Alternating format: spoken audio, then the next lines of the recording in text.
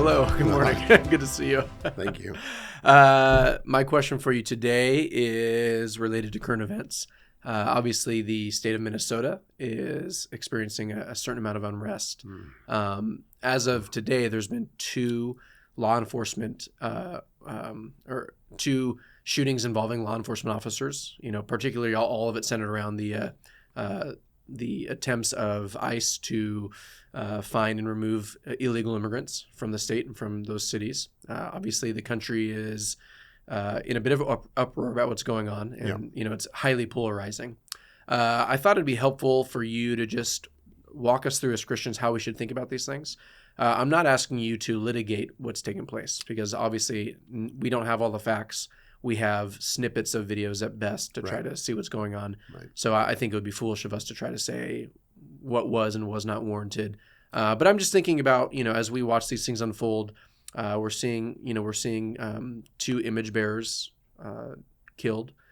We're also seeing a lot of sin, right? And a lot of, you know, just the breakdown of law and order. There's just a lot of things going on. So as Christians, you know, and as a pastor trying to help us think biblically, how would you help us untangle some of these things, and how can we be thinking rightly about these things as we watch them unfold?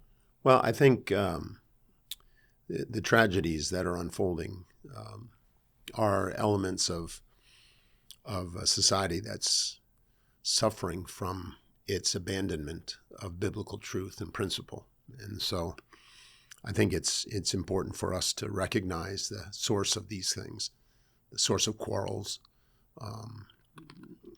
and conflicts. James identifies, right? And so we understand that it's out of a desire to have selfishness and the individuality that our nation is beginning to know that is contributing to these things.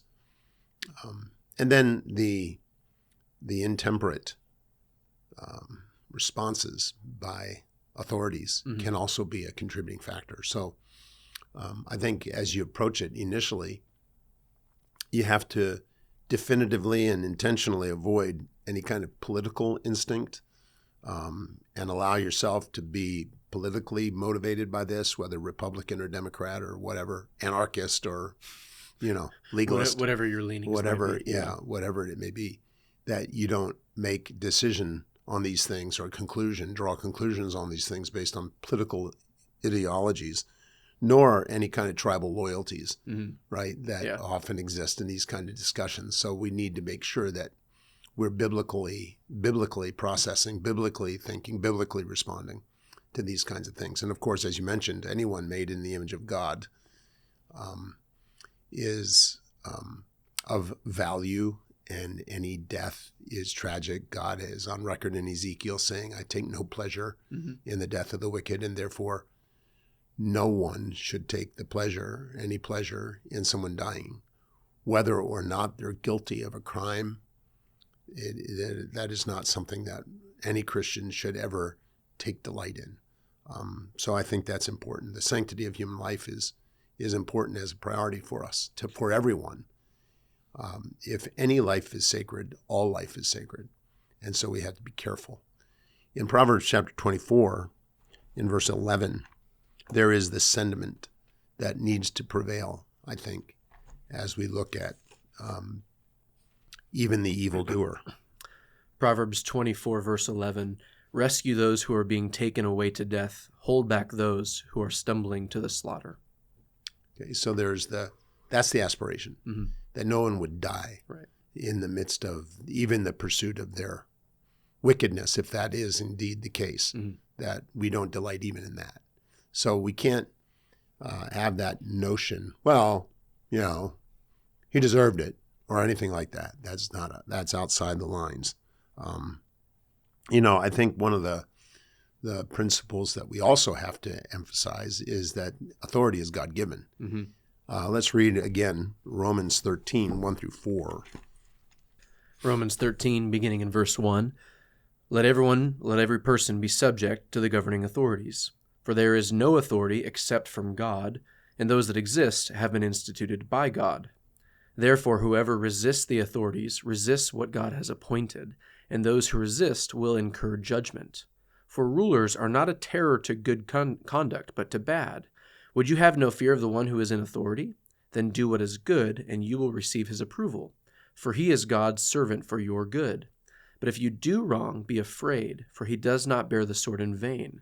For he is the servant of God, an avenger who carries out God's wrath on the wrongdoer.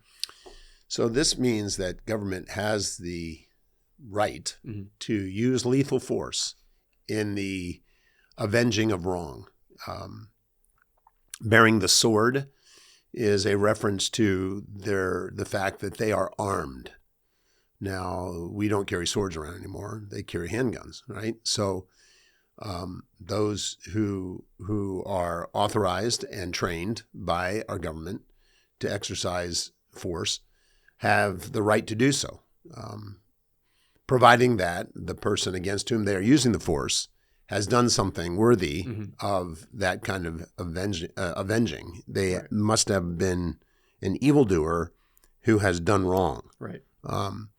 Not that a person has the ability to be judge, jury, and executioner all in one in an instant, but there is the ability to arm an authority so that per adventure, the perception that his life is in danger, he has the ability to defend himself against the perpetrator of wrongdoing and to enforce the law.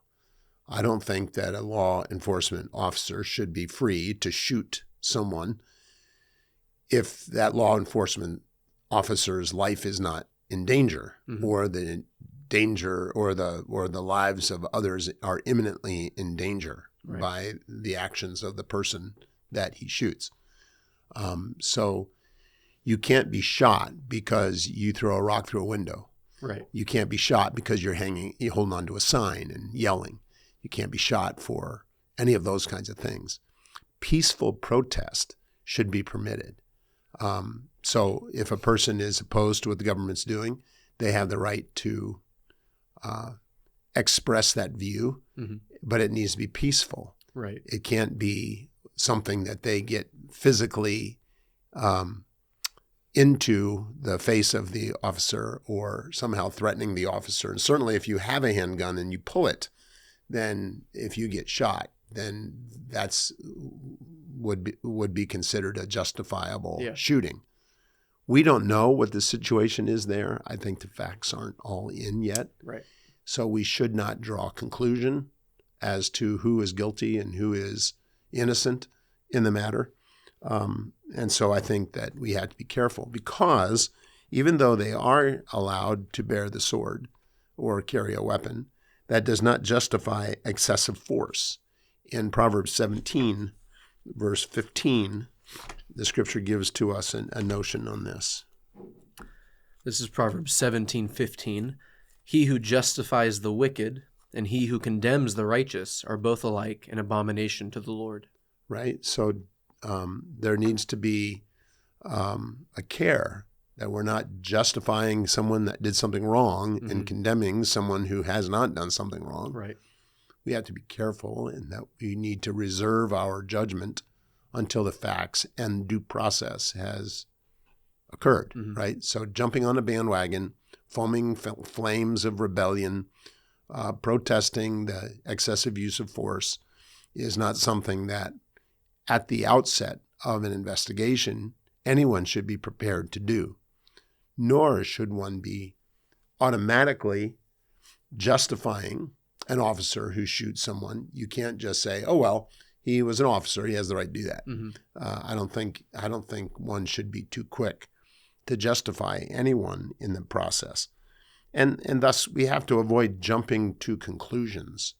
I think that the idea of, well, the government's always wrong, that kind of universal generalization is not healthy or helpful, and to say, well, he deserved it, that's not appropriate either, because you don't know that. He might have, but he may not have. And the officer might have been justified in what he did, or he might not have been justified in what he did.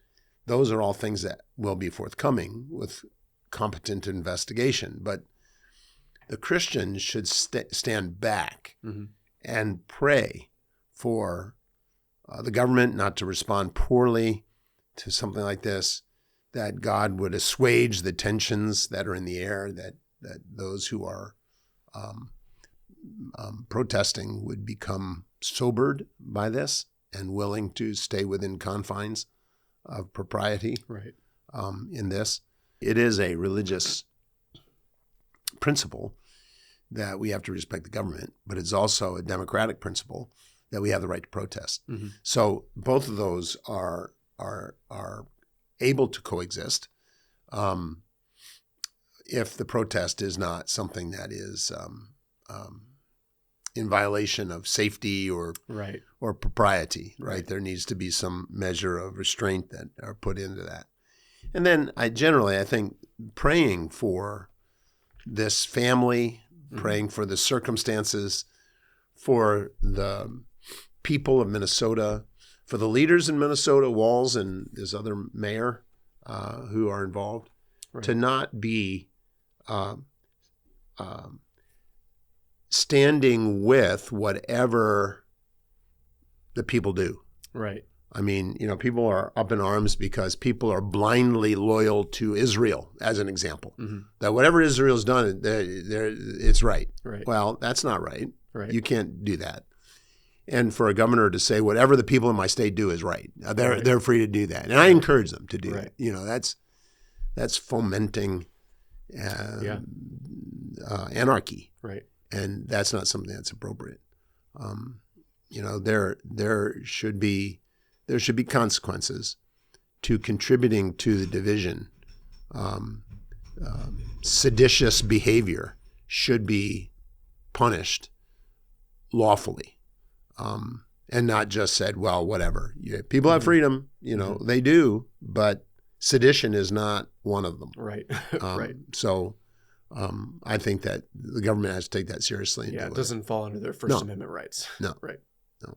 And it's a gross violation, and in 1 Peter chapter 2, notice what it says in verses 13 through 15 in 1 Peter 2. Yeah. 1 Peter 2, beginning in verse 13.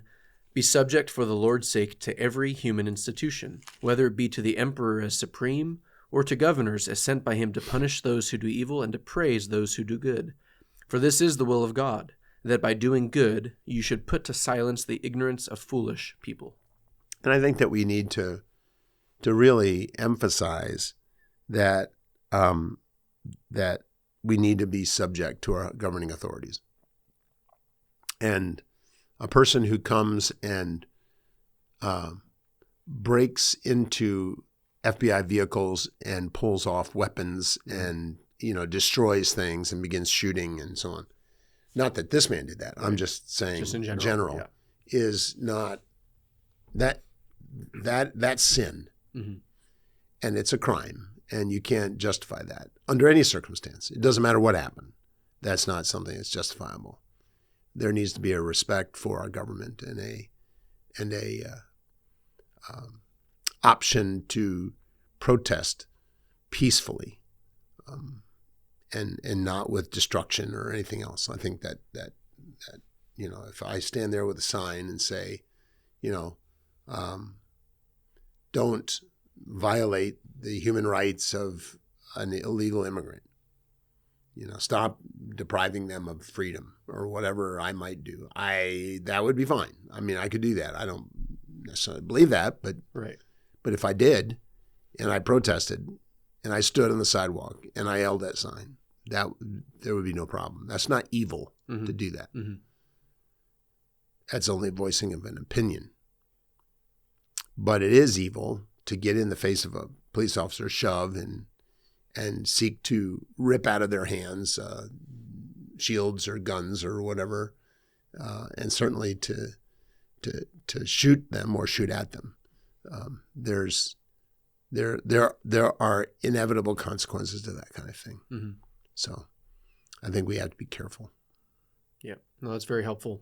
We really appreciate the wisdom. Obviously, we'll all be kind of watching how this unfolds, and we do hope that the truth will come out and that there will be some clarity brought to the situation. And if like the you said, officer is guilty, he should be prosecuted. We desire justice, right? We desire right, truth. We desire exactly. justice. And like you said, we'll be praying that cooler heads prevail in all this, and that the temperature lowers a little bit. We may be doing more videos on the situation depending on how it unfolds. So, but I appreciate the wisdom. It's very helpful. Sure. Thanks. All right.